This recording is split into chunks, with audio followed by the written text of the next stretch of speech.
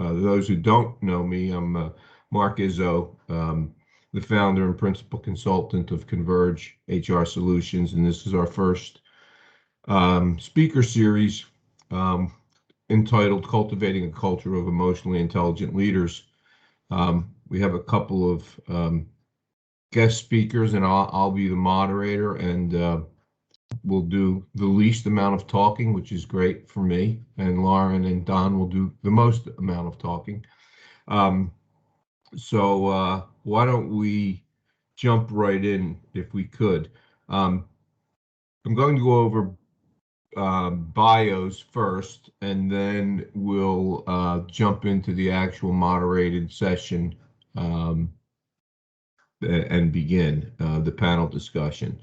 But in terms of bios, Lauren Williams, SPHR, has over 15 years of progressive organizational development and organizational change agent experience working in fast-paced, exponentially growing startups. Lauren started her career in finance for small companies and startups. She eventually developed a passion for people and culture and transitioned into HR. What started out as a fun part of her role quickly became a passion to better the workplace and encourage a positive evolution of the employee experience. Lauren holds an undergraduate degree from Westchester University of Pennsylvania in finance and economics and a master's of arts from Immaculata College in organizational effectiveness. Lauren doesn't shy away from a challenge and typically utilizes her influential attitude and people skills to rally the workplace to maximize their full potential. She applies her positive attitude and creativity to all of her projects. Lauren cares deeply about the employee experience and how workplaces can leverage their culture to increase employee engagement, retention, and empowerment. On any given day, you can find Lauren cooking, laughing, and helping her husband find his keys, rapping loudly to 90s hip hop in her mom mobile, and satisfying her addiction to retail therapy.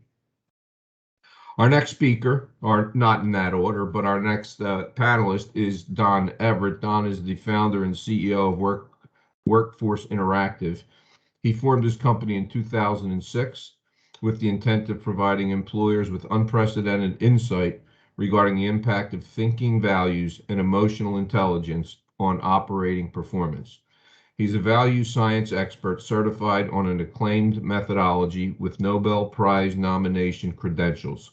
He has studied the relationship between thinking, values, EQ, and operating performance metrics more than anyone in his discipline. His organization has surveyed an estimated 700,000 examinees spanning dozens of job descriptions of companies of all sizes and industries. Don majored in computer sciences through the Business College at the University of Florida. He is routinely requested as a featured speaker, especially in the HR community.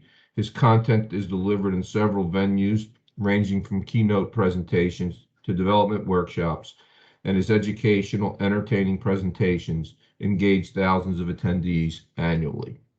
So that's a brief bio on our guest speakers. And I have a quick sort of a prelude, and then we will get into the nuts and bolts of the panel discussion. So I just finished a book by a gentleman named Adam Grant. It's called Think Again: The Power of Knowing What You Don't Know. Adam Grant is I believe, the youngest tenured professor at the Wharton School. He has also been rated the top professor at Wharton for 7 consecutive years. And he teaches, obviously. And as I was reading the book, there was a point in the book where they talked about IQ and EQ. I just wanted to bring this up sort of as a prelude to our discussion. He said that his best students, those with the highest IQ, struggled mightily when he changed the curriculum to more business, creative thinking, emotional intelligence topics. So it was very interesting that his B students tended to be his A students when he started talking about how to rethink, how to get in touch with, your emotions and the emotions of the world and the people around you and so forth. And his A students that were very good intellectually at rote material over and over and over and delivering, they were his A students and didn't do quite as well in the business world, quote unquote. I just thought that was an interesting prelude to this discussion, and hopefully Don and Lauren, you'll be able to shed some more light on what I learned from Professor Grant. So anyway, let's jump right in if we could. Like I said, after this, I'll be doing less talking and more asking of questions. So let's jump right in. Um, Don, tell me about EQ assessments. Why are they valuable tools, and how long have they been around? Good morning, everyone. And first, Mark, I want to thank you and Converge for having me join you all this morning. And thank you for the opportunity. I appreciate it. My pleasure. So interestingly enough, EQ was assessed probably 20 or 30 years ago, and it all began primarily with 360 surveys. So for those, many of you, if not all of you on the call, may have been involved in organizations that performed or conducted 360 surveys before. And that's those of you who haven't, just briefly, it's simply an exercise where you have individuals within an organization are administered or presented a questionnaire, and they're asked to comment on a particular individual that they work with, for, or around. And what happens is the individual that's being discussed, they also are asked to weigh in on themselves and how they view themselves with the same questions. And then they compare what's called the self-other gap. So if you consider that as a EQ tool, and I do, then it's fair to say EQ has been measured probably for 2 or 3 decades. Now, when you get into actual EQ assessments per se, I think that's much more contemporary. So now we're talking about maybe in the last 10 to 15 years. And within those tests, you have 2 formats. Well, the traditional format, which most everybody is familiar with, because I would imagine everyone on this call has either personally taken a traditional personality instrument like a DISC or a Myers-Briggs. Well, those traditional personality instruments, they use what we call in our trade a self-reporting or a self-analysis format, which I mean to say is simply an instrument where you can, it's intuitively obvious what they're asking you. So those of you who have taken Myers-Briggs, you might recall that you would be asked, would you be the first or last to leave a party? It's very clear cut. You're being asked something that's very direct, and you can interpret that. And so we have to rely on you now to answer in a straightforward fashion, despite the context that you're being asked that question. So if you're a salesperson candidate and you're asked that question, and you in your heart of hearts know that you don't like going to parties and you would be the first to leave, you may stop and reflect on that and say, well, that might not be the answer the employer is looking for in their sales force. And so I can adjust or potentially modify my answer. So it's the same thing with the other personality instruments. The self-reporting comes in different flavors. You could be asked questions. You could be asked to respond to a strongly disagree, strongly agree, partially disagree. But the statements that you're being asked to consider your level of agreement on are intuitively obvious to you what they're asking. And so that's what I mean when we say self-reporting, self-analysis. It's very clear what they're asking, and we really have to rely on the examinee to be accurate and forthright in their responses. And the challenge is that many of these, especially in a pre-employment setting, it's human nature to put your best foot forward and put yourself in the best position to get the job. And so it's not necessarily anything that's untoward, but it's just that people are trying their best to get the job, and so they might feel compelled to answer in a certain way that they think will resonate well with the employer. So that has been the format for decades. Believe it or not, Myers-Briggs has been around close to 100 years. That would be the granddaddy of them all. And but to this day, most of the personality, the traditional instruments have algorithms that were developed decades ago, and they are in this self-reporting format. So I wanted to make sure I covered that because the other format is much more nuanced and much more contemporary. So about 20 years ago, the doctor that I work with basically expanded the original work of Dr. Hartman. And unlike all the other personality instruments, the traditional instruments that had been based on self-reporting methodology, he created a new social science. So if you go on the internet and you search axiology or value science, you'll learn that it's an independent social science, not psychology. So most, if not all, of the instruments that we've talked about so far this morning are going to be based on the social science of psychology. There is literally a social science called axiology or value science. And that science is the only social science that has a deductively reasoned outcome and has a one-to-one relationship with mathematics, transinfinite calculus for those who care. And the big difference about the approach is that it is not self-analysis. So Mark's asking a very nuanced question, because when you say, tell me about EQ assessments, you really have the traditional EQ assessment, which is a 360, which is absolutely subjective and obvious what they're asking.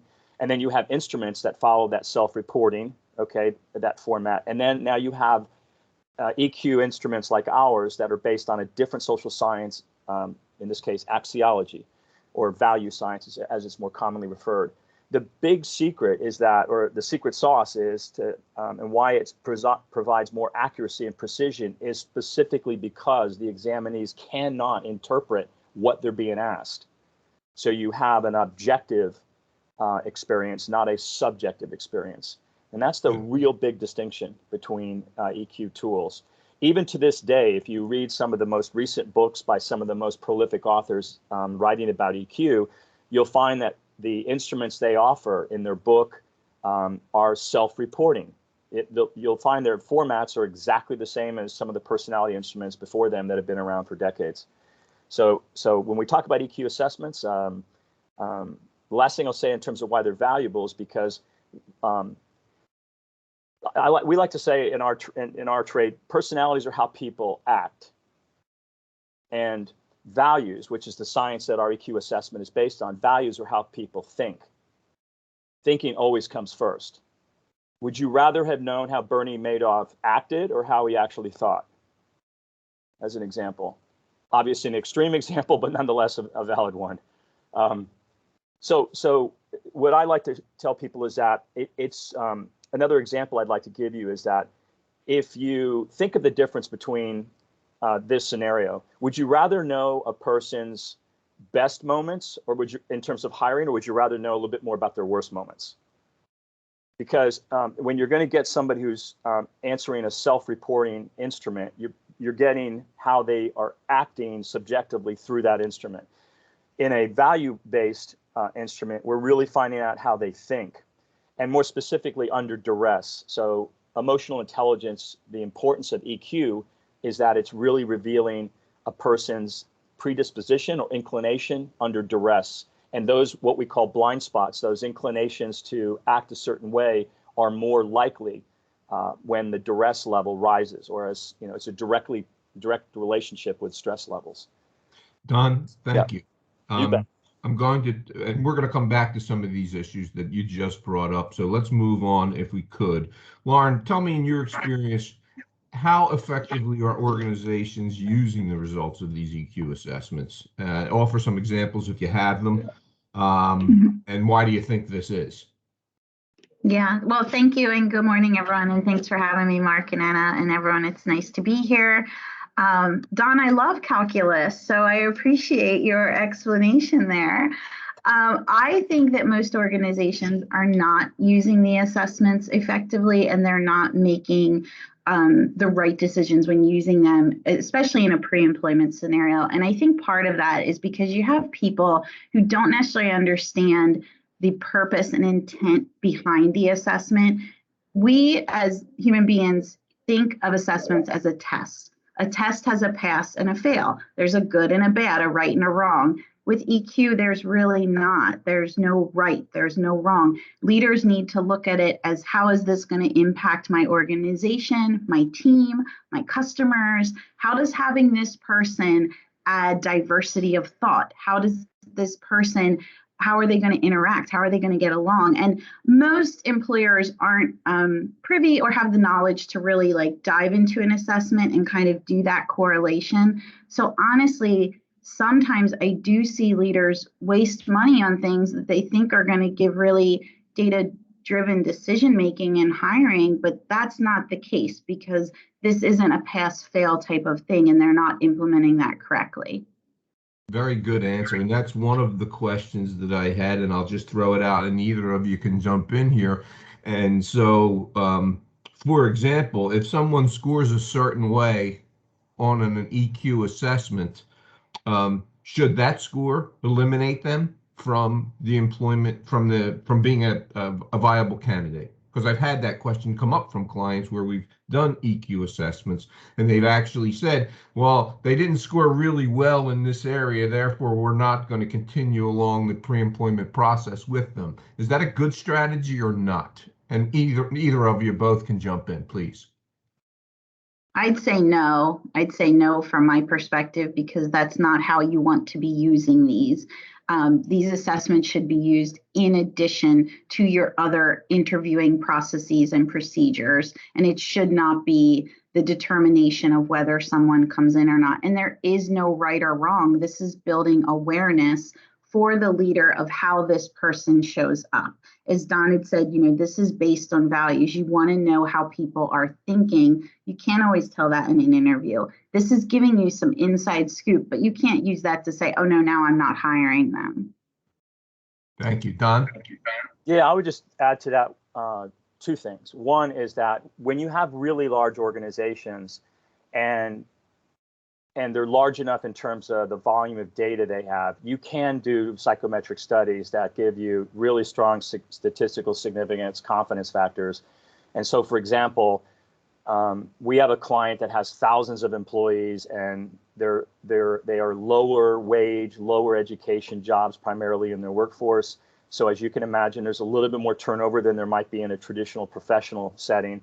And there are patterns, there are EQ scoring patterns that were associated at a statistically significant level associated with termination for cause incidents. And so if you see a pattern that statistically is shown to be 20 times more likely to lead to a termination for cause outcome, and you've done a psychometric study, then you do find sometimes larger organizations do rely on those types of, do factor into their decision making pretty heavily. But those are usually, again, really large organizations that have the luxury of really large amounts of data. In which case, in a lot of cases, most organizations don't. The second thing I want to say is that you can have two people that have the same emotional intelligence, predisposition under duress. They have the same potential knee-jerk reactions under duress. Let me give you an example. Let's say we have two people who instinctively under duress, they are more likely to try to pull things away from their direct reports as a manager and do it themselves because they were promoted as an all-star super individual contributor and they really never have crossed that bridge to really learn how to be a great leader. And so under duress, they get frustrated with their staff, they pull it from them and tend to do it themselves without even realizing the negative consequences it can have on their direct reports. So if to just continue this thought, if I have two people with that same predisposition, but one of them has had no introduction at all to EQ, and the other one has had a mentor before who coached them, asked them to read a book, asked them to attend a seminar, and started them on their journey to have better EQ, they can catch themselves.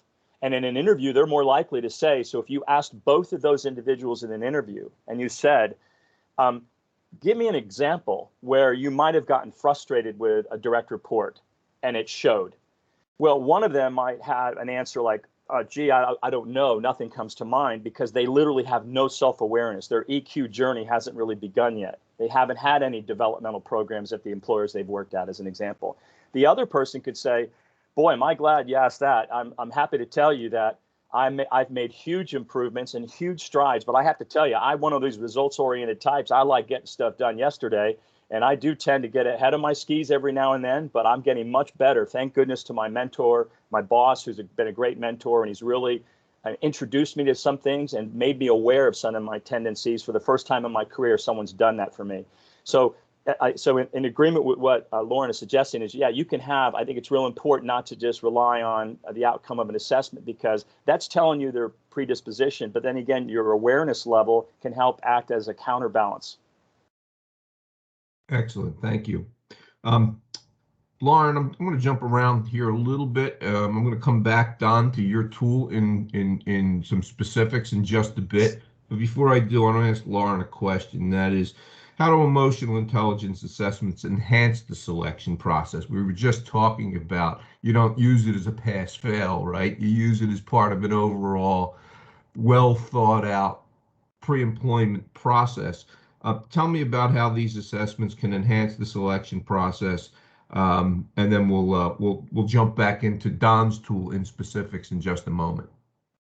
Sure. And I'll just ask our attendees, how many of you have made a hire and then week 2 into their employment, you're like, who are they? Why are they this person that I did not meet during the interview? And they're showing up all schleppy and they're not communicating well and they're arguing with everyone. And none of this I saw coming. How many has that happened to? Guilty. Yes, because people show up as their best selves for interviews, whether Zoom, in person, however that may happen. And you're not really seeing how they do react under stress, under challenging times. I mean, we all just went through one of the most challenging times of our lives. And how did your people show up? And wouldn't it have been helpful to know how they were going to show up under stress?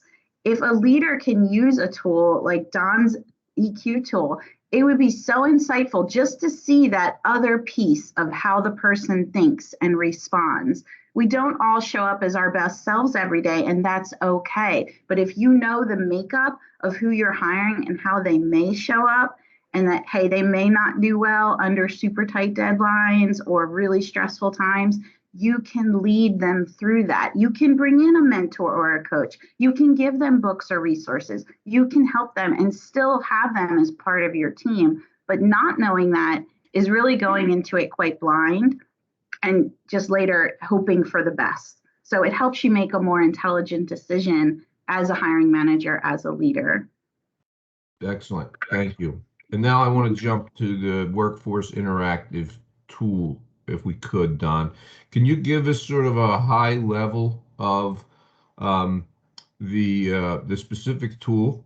And then I want Lauren to talk about some of the areas that Don is going to highlight and tell me about their importance in the workplace, Lauren. So Don, start with the tool if you would, and then Lauren will jump in with talking about some of those areas and how important they are in organizations. Okay. Hey, because of the locale of many of you today, I want to begin by saying this science that I'm going to discuss with you has been used by the Philadelphia Flyers and the Philadelphia 76ers. Well, thank you. No, I don't know. I don't know. I just killed myself because I have a bunch of Penguin fans on this call, but I don't know. But that is the truth of it. And from a management perspective, in terms of trying to build cohesion on the teams. But so I'm going to give you, I'm trying to do this without getting you, I'm obviously very passionate about it. So I'm going to try and avoid, qualifying as geeking out here on this stuff. But the science actually was introduced for the first time many decades ago when Dr. Robert Hartman, who's the author of the instrument, introduced it. And for his work in this area, he was nominated for a Nobel Prize. Unfortunately, Dr. Hartman passed away 2 weeks before the ceremony, and it went to Henry Kissinger instead. So I just wanted to point that out because to this date, until somebody notifies me differently, it remains the only behavioral instrument with a Nobel Prize nomination credential associated with it. So then after his passing, he had spent a great deal of work working at universities, including MIT, University of Tennessee, Mexico City University. So he had done a lot of work at universities, and he is widely regarded. He was a personal consultant to many CEOs in the country. And his work was picked up by the doctor that I've been working with for almost 20 years out of Dallas.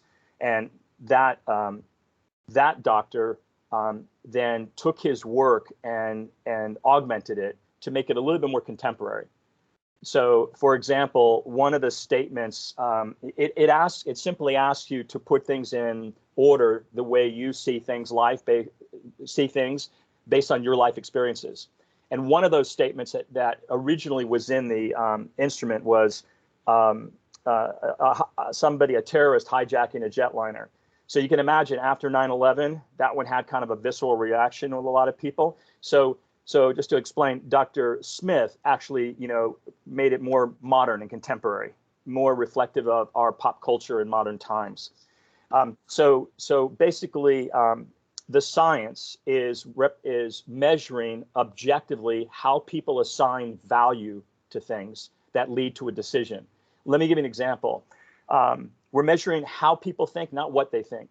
So I can't tell you whether somebody will eat Brussels sprouts or not. I can't tell you what they think. I can tell you how they think.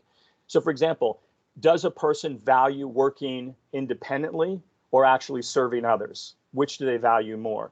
Does a person value their opinions, or do they value soliciting the opinions of others, as an example? So we measure how people assign value, and then the value assignments, you look at them as an orchestra, and is that orchestra in harmony? So for example, if I have someone who is obsessing about valuing their opinions, and I don't have any counterbalance value assignments for empathy for others, you can see where that can lead to potential problems, because now I might have a tyrant, leader who dictates orders and violates the three primary emotional triggers. They don't include their direct reports, they don't empower them, and they don't make any effort to get to know them. And so it's measuring how you assign value, and then the composite score shows you those value settings, and then the relationship of those settings in terms of the magnitude of the gaps will reveal the blind spots, as we like to call them in our industry. And usually in any EQ book or seminar, you'll hear the term blind spots eventually come up. It just means these are the areas where you're most vulnerable under pressure. And as an example, like I just mentioned, under pressure, that example I gave you, that leader could very well easily fall into a trap of being too dictatorial and not including their staff, being somebody who is more of a director, not a leader. So just directing people, managing people, but not actually getting people to follow them, as an example. So the value assignments tell you a lot. They give you the intensity of the value assignment. So in and of itself, I can have a value assignment that's obsessive, or I can have a value assignment that's totally turned off. Like, for example, having your empathy light turned off, not a good thing, okay, as an example. So we measure the intensity, and then the other thing we measure, then we show you the bias. So if I have 3 units of energy devoted to empathy, and I have 9 units of energy devoted to my opinions, that's a big gap that could be very, very problematic. So intensity and bias, bias of thinking. So hope that helps. That's great. I appreciate that. And Lauren, would you jump in here and talk about the importance of some of these areas in the workplace in your experience? Yes, absolutely. I just want to make one comment on Don's. Thank you for noting that blind spots are when you're most vulnerable under pressure. When I heard that and wrote that down, I'm sitting here thinking, diamonds are made under extreme pressure. So if we think as blind spots as opportunities to really shine and learn and show up, what an incredible opportunity we have in front of us. When I say to leaders, learning your blind spots is going to help you so much. They kind of look at me like I'm crazy, but that's how we all get better. So thank you for that. That was super insightful. I forgot the question. What was it again? So it was just really to what Don just mentioned is some of the areas that the assessment looks at. How do you see that in the workplace? I mean, the importance of those particular areas, blind spots being one of them, and I think you just addressed that, and some of the other areas that Don talked about. Yeah, so I've had the privilege and honor to get to use Don's assessments with clients, and it is so valuable in a broad sense of the things it helps a person see. It brings awareness, but at a whole new level. So when I've used it with leaders or aspiring leaders, you get this aha of something they didn't recognize. Maybe that's how they show up to others. Maybe that's their expectations of themselves, their expectations of others.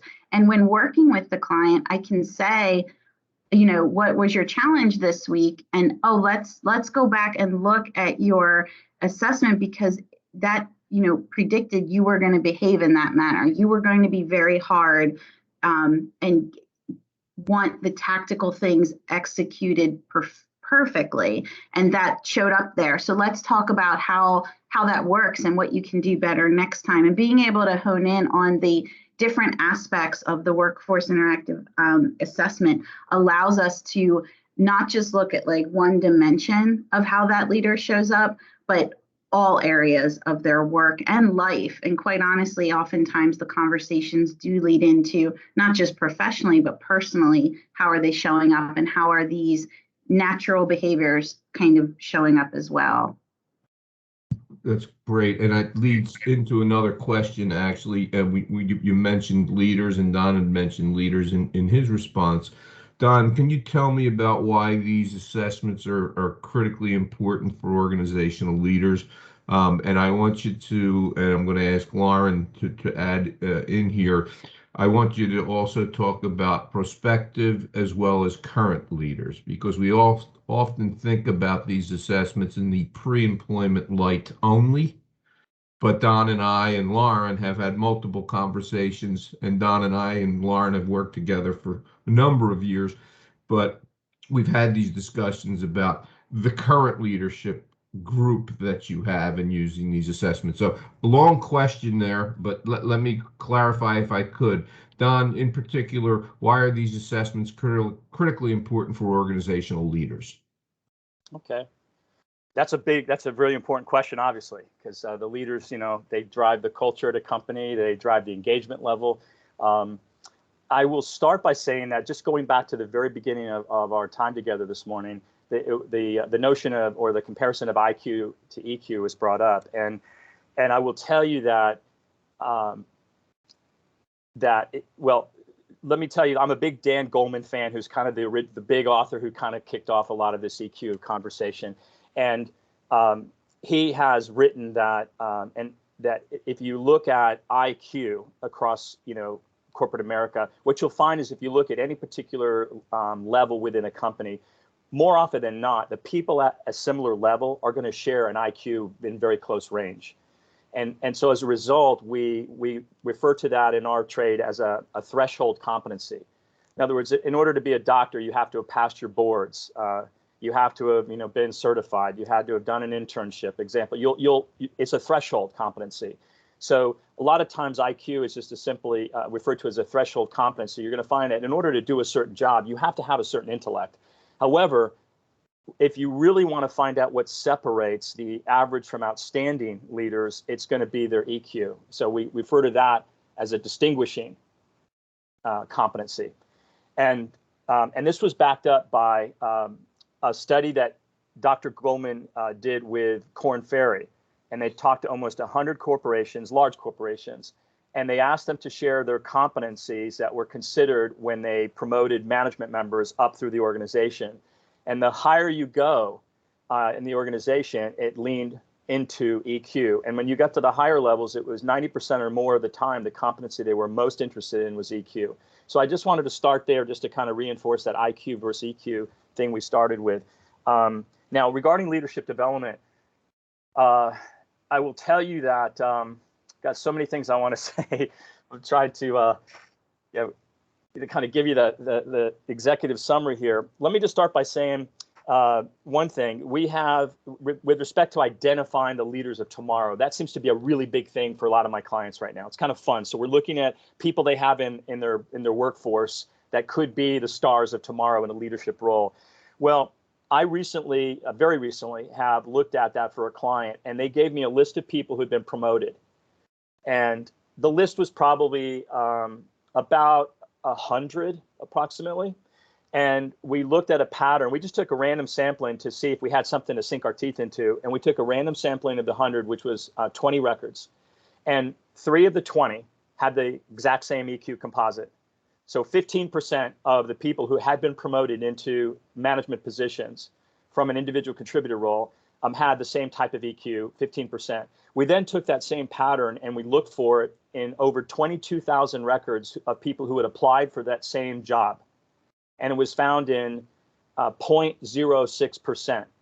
So it was found 14 times in over 22,000 records and found 3 times in 20. So it occurs 250 times more often in people who are promoted than it does in the general population who apply for that same job. To give you an example. So there that objective scientific approach comes in. Now, so I just wanted to kind of give you that perspective from a precision or an accuracy point of view. When you really get into the developing leaders, it's so important to get their EQ in a really good place and to have balanced judgment so that they're exercising all 3 thinking dimensions. I haven't talked about that, but basically all of us, what Dr. Hartman was nominated for the Nobel Prize for was proving that all of us have the same 3 thinking facets, or what we like to call the values of thought, or thinking dimensions. They are, we think with our heart, we think practically, and we think, as we like to call it, in a should way, or conceptual. Well, that's the way I think they should have conducted my performance review, as an example, right? So heart, practical, conceptual, or should thinking. And the reason why the book, Who Moved My Cheese, resonated with so many people 20 years ago, and Dr. Johnson didn't maybe realize what he was onto, is that guess what? The vast majority of people in business are oriented towards should thinking. So when you give them change, I think Lauren had mentioned something earlier about this, when you introduce change, the natural inclination of most of us, if we're really honest with each other, is, hey, what are we doing? Why are we looking for a new payroll system? The one we have isn't broken, right? So the natural instinct is, why are we changing? Because they're not exercising enough practical thinking, and they're not exercising enough heart thinking or empathetic thinking, right? If Lauren was looking into payroll vendors for me and I dismissed that and I said, no, we want to just stick with what we have, I would be dismissing, I would not be empathizing with all the hard work she did in putting together that research, right? And quite frankly, I wouldn't be exercising practical thinking if I didn't even look into the fact that they were cheaper, had a richer functionality set, and had a better reference set of customer. I mean, there's all sorts of things from a practical point of view. So the leader, what you really want to do is you want to build an organization with leaders that are balanced in their judgment, because the decisions that leaders face, they don't always come in the same one of those 3 dimensions. You'll have a decision that you make 1 hour where it was empathy for others was the right call. You'll have another decision you make after lunch where being practical was the right call. And then there's going to be times when you need to stick to the concept, the should. Hey, at our company, we do not tolerate. We have a 0 tolerance for bullying in the workplace. It doesn't matter if this is the #1 salesperson. It doesn't matter if this person goes fishing with me every other Saturday. It doesn't matter. He bullied somebody in the workplace. We are sticking with the should thinking. So those 3 types of thinking, what you typically find is leaders do not have those 3 moons aligned in a perfect way. Nobody has them in a perfect way. I can tell you 700,000 tests later, nobody has a perfect alignment, but that's okay. We want them close, so that the person is a balanced thinker, is a thoughtful thinker, not a knee-jerk reaction thinker. And so by having the value exercise show you where you're starting with, now you have a real accurate understanding of where you are to start and what you need to do to go forward. Don, thank you. And Lauren, would you expand on that, please, as it relates to your experience with leaders and organizations and what Don just identified? Yeah, absolutely. And thank you, Don. Thank you for those insights. They were really, really good.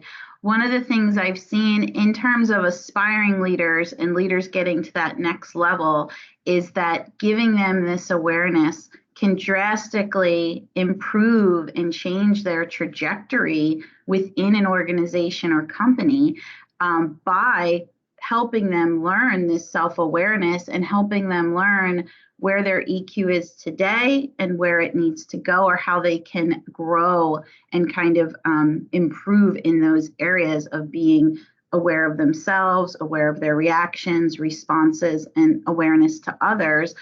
Just to give kind of a contextual story around this, is we did this work with a company and they had an aspiring leader who was a very emotionally driven leader who made a lot of emotional decisions and tended to respond rather negatively if she was caught at the wrong moment or if something set her off. And so what we found was through doing this work, we could say to her, watch out for this trigger that comes up for you where you're going to respond emotionally because you are receiving this information and processing this way, and you are then projecting onto your teams, and you're getting highly frustrated because they don't act how you would act.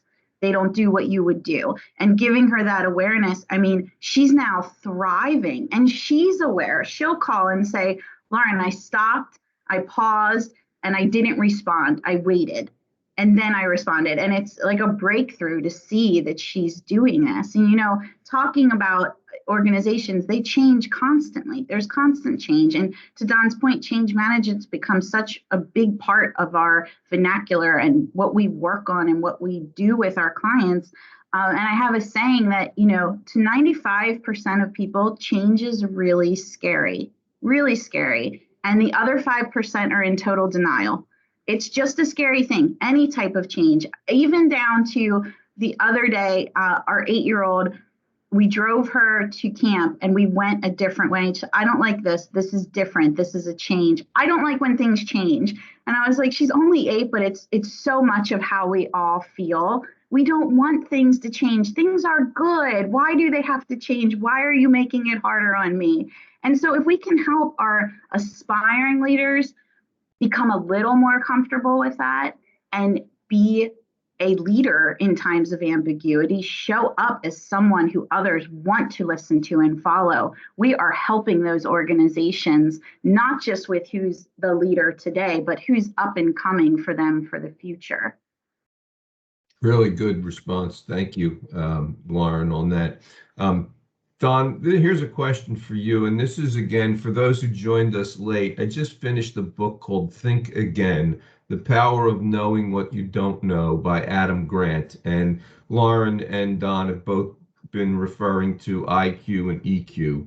And what Dr. Grant, who is at Wharton and has been the most popular professor there for 7 years consecutively, rated by the students, what he says is that his best students, i.e. IQ students, his A students, do poorly when it comes to sort of the emotional intelligence business decisions that we all have to make every day that Don and Lauren have been alluding to. It's his B students who do much better in the EQ section than the IQ section. So his B students, when it comes to the business decisions around value-based thinking and empathy and behaviors and creativity and all of those things, being adaptable to change, those folks do better than the straight A students.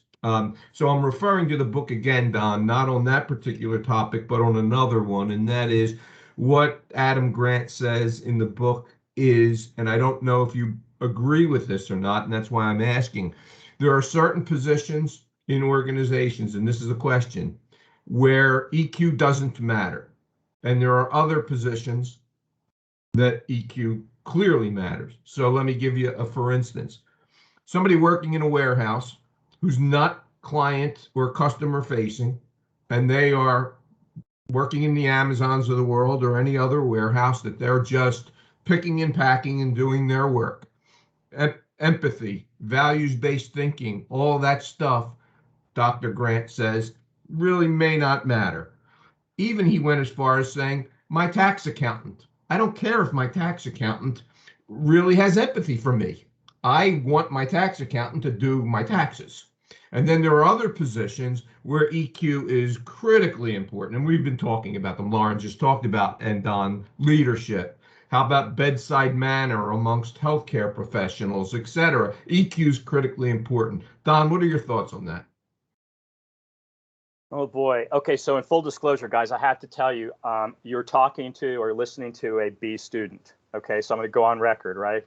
I was a B student on a good day. All right, so let's be clear. I'm letting it all hang out here this morning. Secondly, with all due respect, I'm not so sure I see things the same way as the professor, and probably though it's because without the understanding of what value science is capable of, that might be the conclusion someone would draw. let me give you an example. EQ is, from a value-based perspective, is so much more than I think what most people associate with EQ. Let me give you an example, and I'll use the specific example that the professor shared. I could have a person in a warehouse, and by the way, I have lots of clients who have hourly wage employees that they rely on us to make sure they're getting a decent citizen. Okay, so if you think an hourly wage, low-skilled, low-educated worker can't hurt you, do a search on some restaurant workers that have done some horrifying things to food, and then put it on YouTube. And the work their executives had to do to repackage their brand or reframe their brand after their brand was tarnished by some pretty unscrupulous employees. But to that point, in the warehouse, you know, the value depiction, the composite, the array of their value settings, it tells you a lot about a person. Let me give an example. I may be a low-educated, low-skilled, low-paid worker in a warehouse, but with a good EQ, I could be somebody that has a high heart score, which means I personalize my work. That box was not just a box. That box is going to go to somebody that's expecting it to be packaged correctly with the right products in it that get there undamaged. I care because I look at that package as an extension of me. I'm the one who packaged that box. It's okay. So you get, and to take it even a step further, I talked to you about a concept. Again, I don't want to turn this in. I know I'm very capable, unless somebody stops me, of giving somebody an ice cream headache this morning. Okay, so if we go too deep, too soon in this call, but the concept thinking I was talking about, the should thinking, well, that has a component that is my self should thinking. Let me give an example. Let's say that each of us happens to believe that we should not, as individuals, park in a handicapped spot unless we have the credentials to do so. All right, that's our worldview. Okay, that's our world should. So let's just say, again, hypothetically, let's say we all believe that. Okay. Now, we also have a should on the self side. So I can say that all day long about, hey, you guys, you know, you need to stay away from those handicap spots unless you have credentials. But what about me? Well, do I exercise the same value with respect to that concept when I have to have a parking spot, right? And so what happens is I have my own value that I assign to my personal constitution, whether it's be polite, be professional, don't double park, don't park in a handicap spot, return your grocery cart to the cart return station. Whatever my personal constitution includes, the value science gives you a score. Now, so getting back to Mark's question, what if I have a warehouse worker that has no value assigned to the self concept? I don't have any standards. If I drop that product, I don't really care to look into it to see if it was damaged. I'm just going to throw it in the box and send it on its way. Or if I have a high self-concept, I could actually say, oh my goodness, I dropped it. I know it may call attention to myself as being a worker who made a mistake, but my goodness, I don't want to send something out. I hold myself accountable to do my best. So with all due respect, I would just choose to disagree with the professor on that note, and just because there's a difference between having a good citizen at every level within a company, right, that will do their best work on their own, whether we're looking over their shoulder or not. And the other profession was an accountant, I believe, and it's kind of the same thing. I mean, I'm not alleging that any accountant has ever done this, okay, but you have accountants that could treat a client the way they treat all their clients. They could say, listen, I'm sorry, I work Monday through Friday, 8 to 5.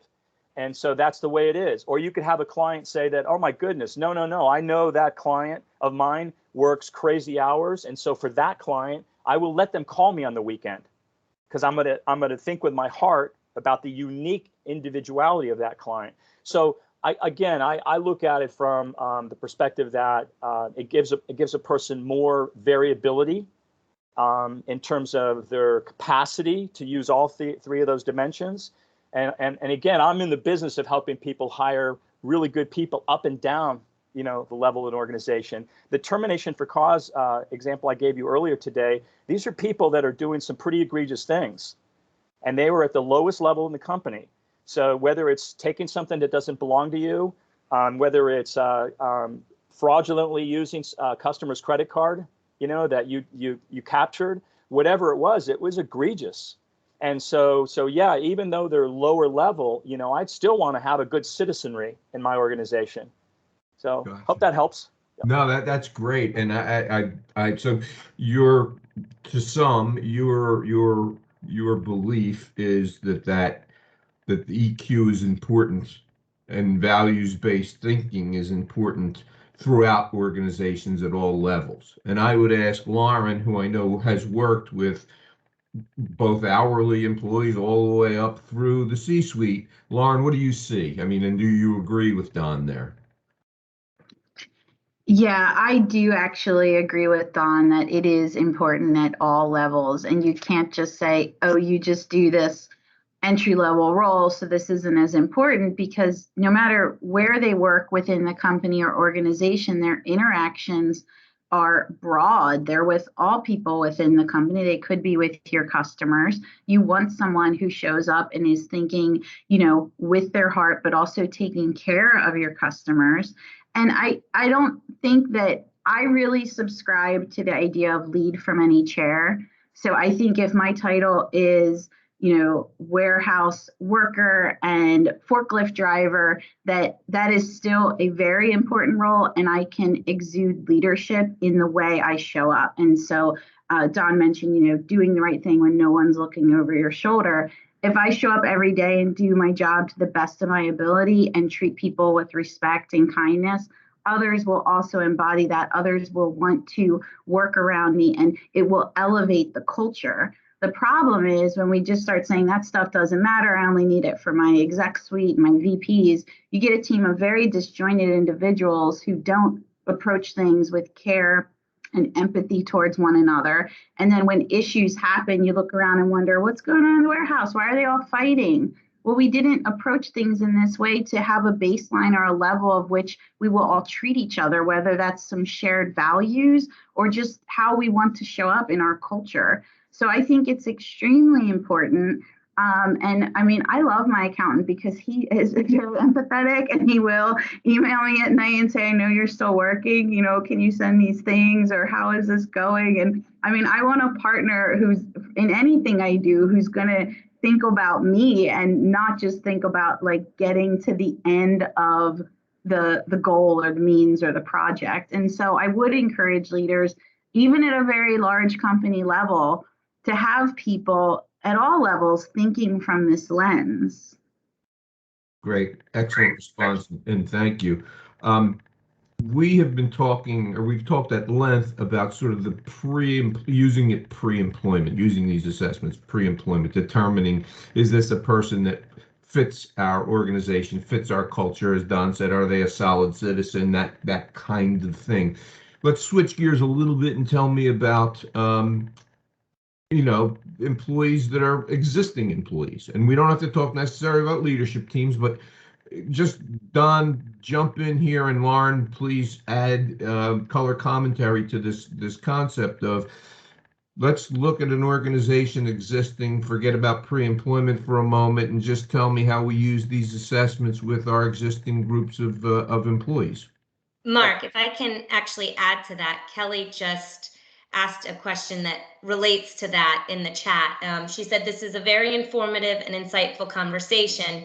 Knowing that innovation today comes from people closest to the market, can either Don or Lauren share some examples of how leaders can help people move from being a good citizen to really flourishing in their roles? Okay. Excellent question. Don, you want to take the lead, and then Lauren, jump in, please? Yeah, and I just really want to make sure because I know my EQ, I'm capable of going off on a tangent because I'm so passionate about things. So I just want to make sure I drill down on this a little bit. Kelly, just want to make sure I'm not seeing the whole chat, Anna, and here, hold on a second. Now I am. Knowing that innovation takes from people, how leaders can help people move from being a good citizen to really flourishing. Okay, so to potentially being the best in their role and even setting themselves up for advancement in the company.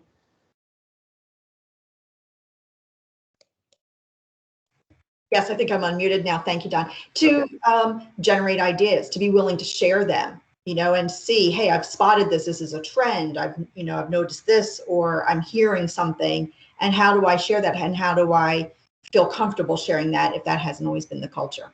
Okay, great. Thank you very much. Sure. Thank you. Also, real quick, I just want to say that it's a little late in the meeting for me to notice this, but I'm the only one wearing headphones, and I want to explain that briefly. Okay, I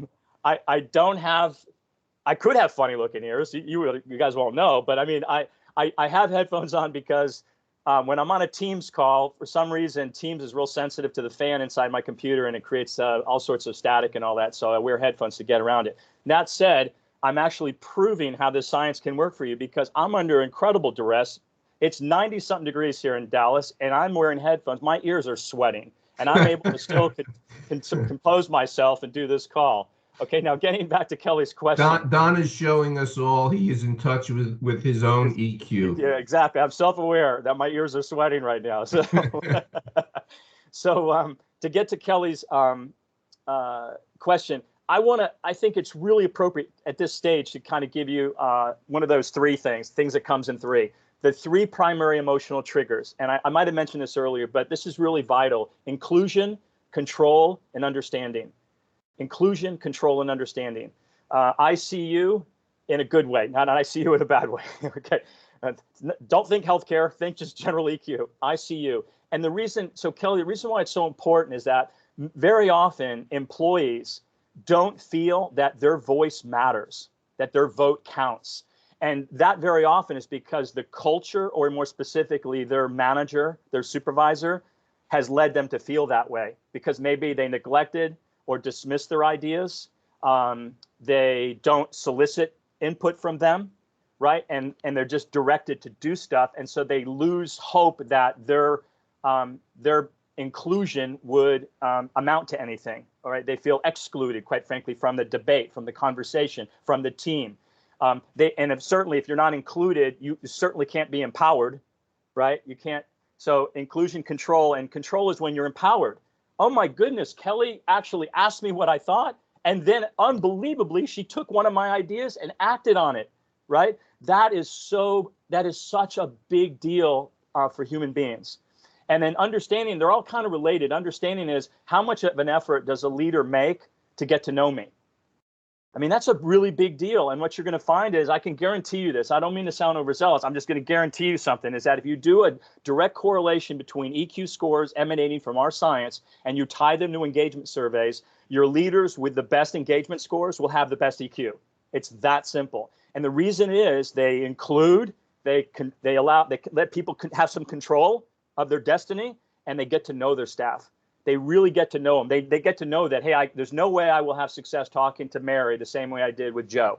They're different human beings. And I know that I can have success if I recognize that individuality of them, as an example. So to answer your question, I think really good leaders can really start to see a whole different ball game with those people, as you're saying, people that are a good citizen, but they just need to feel like they're part of something. They need to feel empowered, and they need to feel like their leader has made an effort to care about them, to get to know them. I'll finish with one really good example, and I use this example a lot.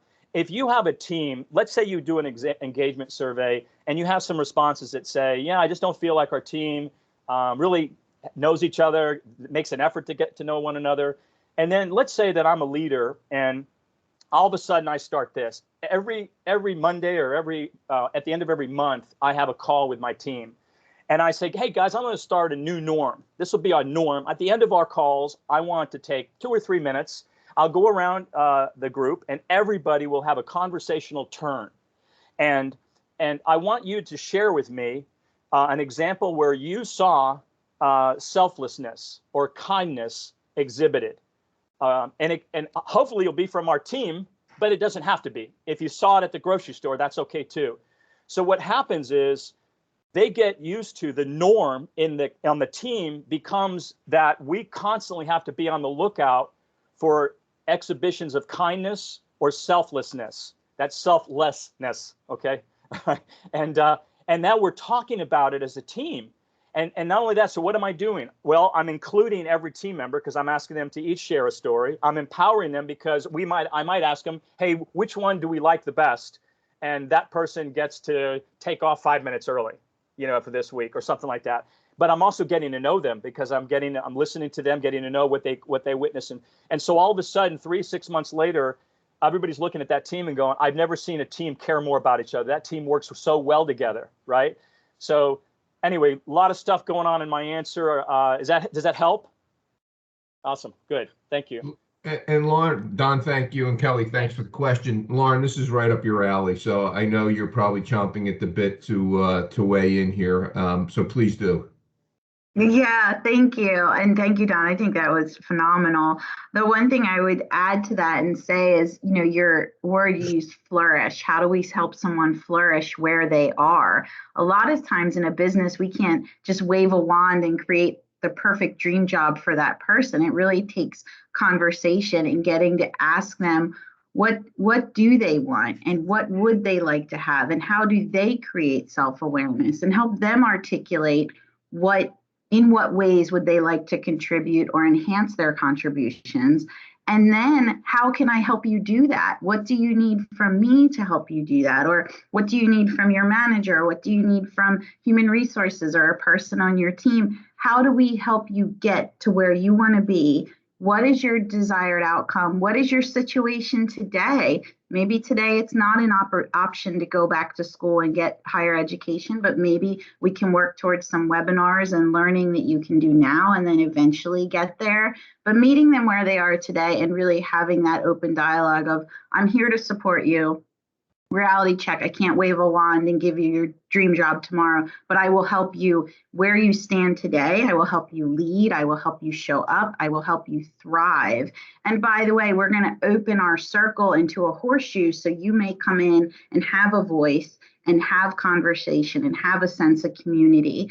Because a lot of times I think our employees have lots of great ideas and they just are terrified of how do I break into that circle to give those ideas, or who's going to let me in or open the door. And I think Don's idea of a round robin at the end of meetings or having an opportunity for people to share ideas is a very inclusive practice. And you should want to hear from everyone. And that's hard to do with as fast as businesses move. But a leader who can be intentional about doing that is really going to empower and lead their team. That's great. Thank you. Lauren and Don, thank you. And it reminds me of Gallup, right? So what you both have been talking about in terms of engagement, and I'll just point out some of the words. And if you ever look at the Gallup Q12 survey, you will see that these words are the key words in those particular 12 questions. And that is inclusion, control, understanding, care, get to know them, friend at work. All of those things are what drive engagement. And as we all know, sadly enough, we're at around 32% engagement in the country, which is, means 2/3 of the workforce is not where we would like them to be, offering discretionary effort and using the values that we've been talking about, or the values thinking that we've been talking about. So that was a great discussion. And that's the first thing that came to mind as I was listening to both of you. It was like, and we have deployed the Gallup Q12 engagement survey in multiple companies, and what you both talked about is exactly that. So thanks. As we begin to wind down here, I want to talk, and Lauren, this is to you, about how you have used EQ assessments with leadership teams in particular. I want to focus on leadership right now, and then Don, you'll follow up with some additional thoughts on that. But Lauren, you have the results. You have a leadership team of 5 or 7 or 10 people, and there's some dysfunction going on and some problems and challenges, some people getting along, some people not getting along. How do you use these assessments to start to move this leadership team in the right direction? That's a great question. Yeah, I think it's a phenomenal tool to use with leadership teams. And the way I've seen it work and the way I've used it is to take those results and have individual conversations with those leaders to create that initial awareness and help them understand, what is this telling me? What is this showing me?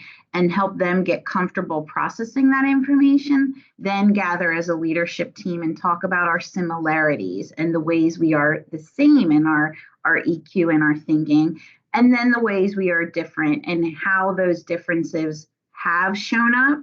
And the way we have done that is having some type of offsite or strategic session to say, this is our areas of opportunity. These are our challenges. This is where we are today. This is what we can't get across the finish line. And then we can use those real examples in our dialogue so it doesn't feel so lofty or fluffy. It feels like real. Like, okay, well, the reason you're not getting this done is because one person's going this way, one person's standing still, and one person is stuck in 20 years ago. So we all need to get on the same page and agree of the direction and how we do that together. But it takes having that baseline and that conversation. The wonderful thing with the assessment is it's a level playing field.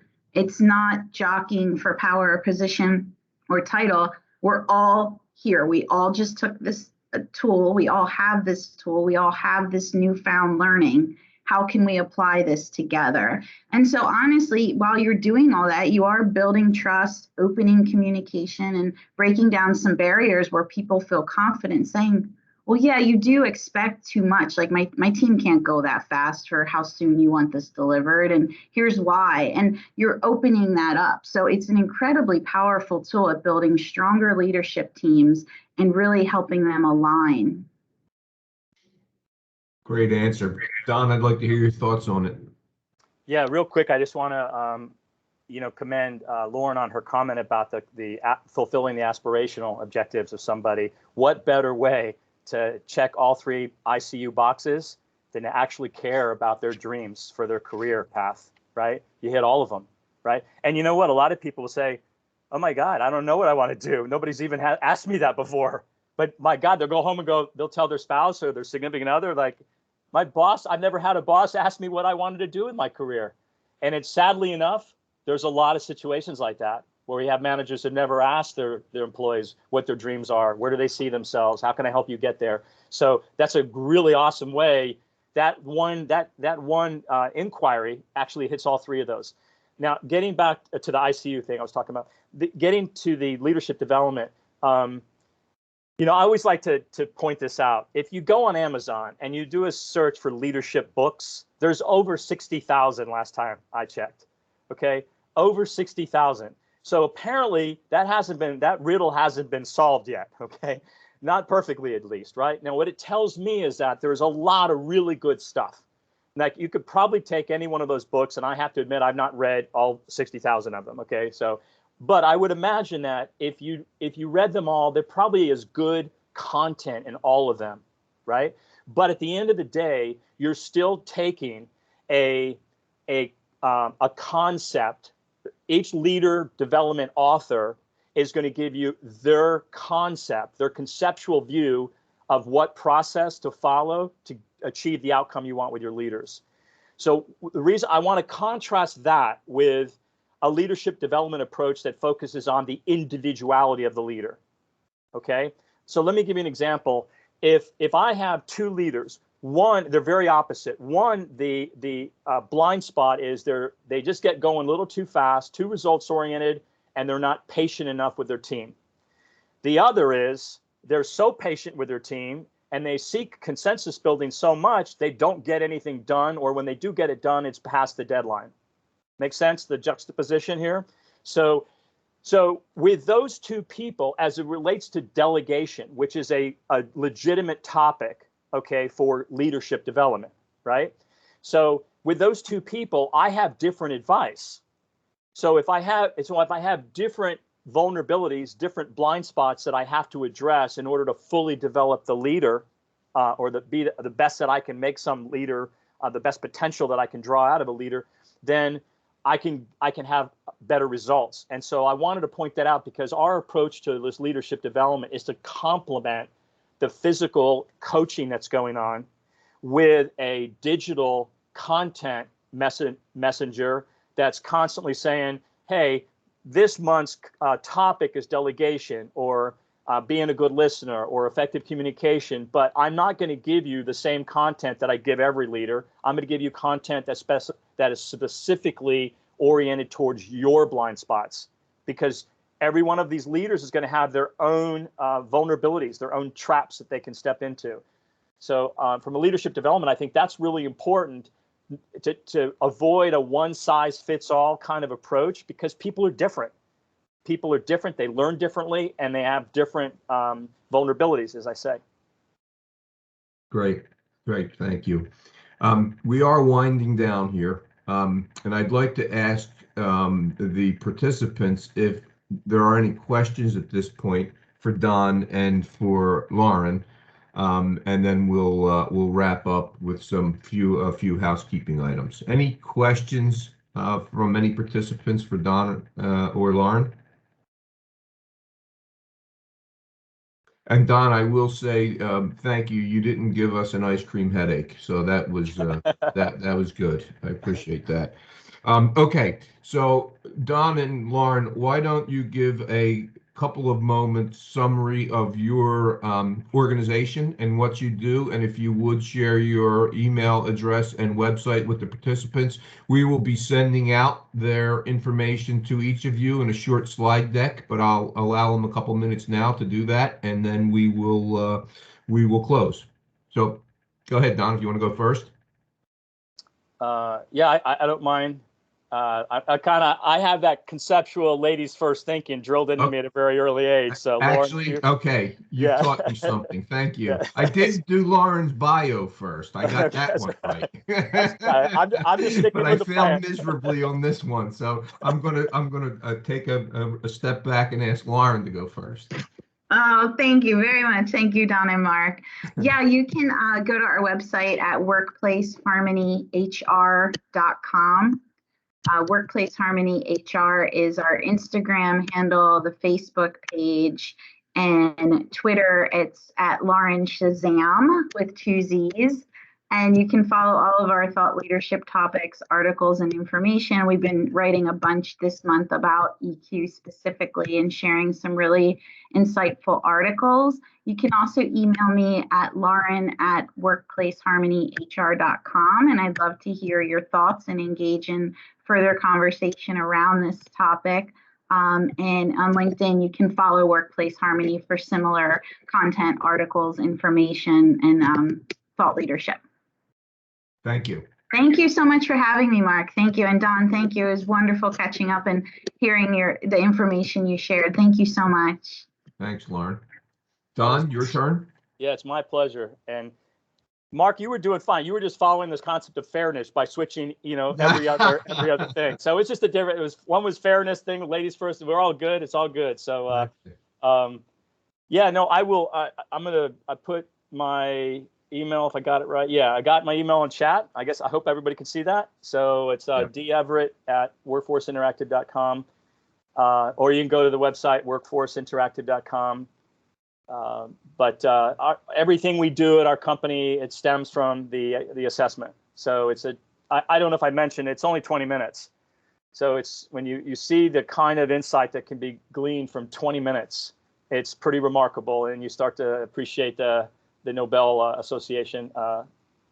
So 20 minutes, and then there's a whole host of services. I just want to briefly point out all the different areas. We go from pre-employment to onboarding. We do workforce analytics. So for example, I mentioned that example where we looked at a pattern that was in the people getting promoted. So we can do correlations to engagement surveys, succession planning.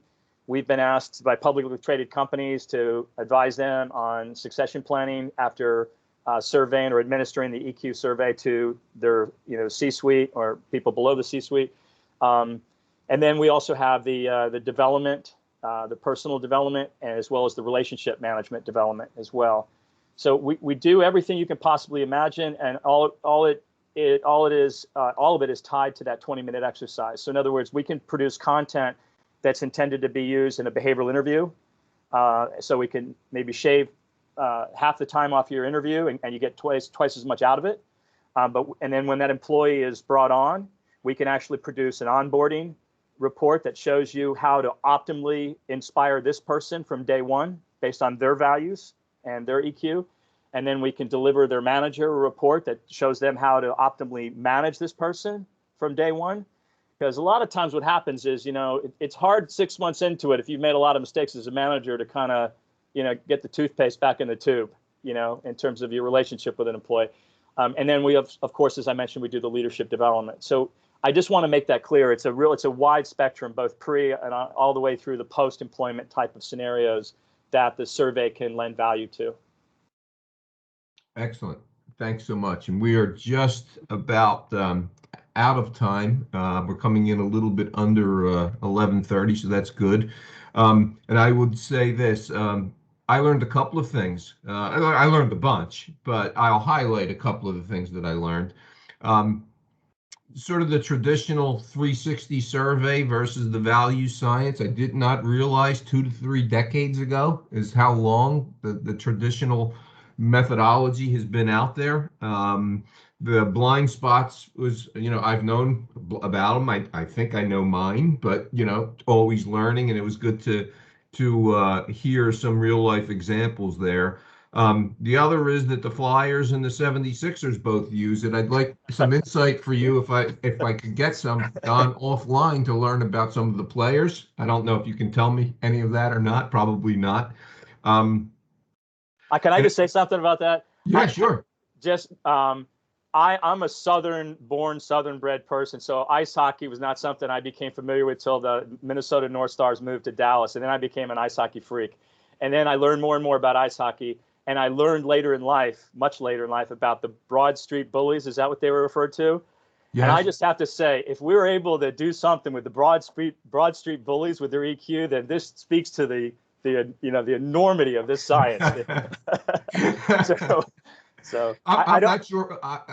With all due respect, Don, I'm not sure it worked with the Broad Street Bullies. that might be a fair statement. I'm going to have to check with the doctor. Dr. Smith worked personally with them. I did not, but it's a fair question I'm going to look into. And for the Sixers, I'd like to know about Ben Simmons. And again, we can talk about that offline. The other thing I learned was IQ at a similar range, right? So I think, Don, you pointed out that, certain positions, certain groups of employees have their IQ at a very similar range. I think you gave an example of doctors and so forth. I never really thought about it. I know that they have to go through training and they have to go through all of that other, all of those other difficult lifts in order to become a doctor. But I never realized that that's sort of like that, those groupings of IQ at the same similar range.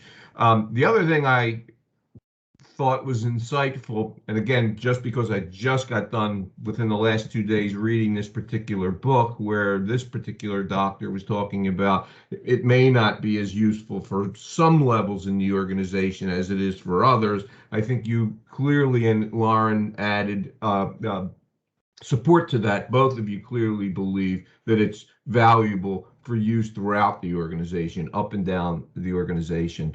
The other thing that I thought was interesting, and I've worked with Don long enough and have seen enough of the results for my clients, but it really made it clear, is sort of the world view and the self view, right? I mean, I think that really boiled it down. I've seen the reports and I've seen all the material, and I've heard Don do the summary of the report, but when you really boil it down, they're the two dimensions that really jumped out at me.